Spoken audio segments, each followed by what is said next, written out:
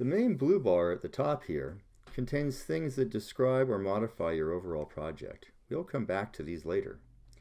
Below the header are controls for zooming your page, adding pages, or changing your view. We'll use some of these in just a second. Your project name is here. If you'd like to edit it, just click in it to select it, and then you can change the name. I'm going to paste in the name of the book that we used. There we go. To the right is the help icon. If you'd like to get help or support from our site, you can just click this icon and then visit the help and support site. The price of your book is always shown here, and detail is available. The settings menu contains a few options that change your book in large ways. You could reflow it entirely, change the theme, or change the format. There's also a handy guided tour available.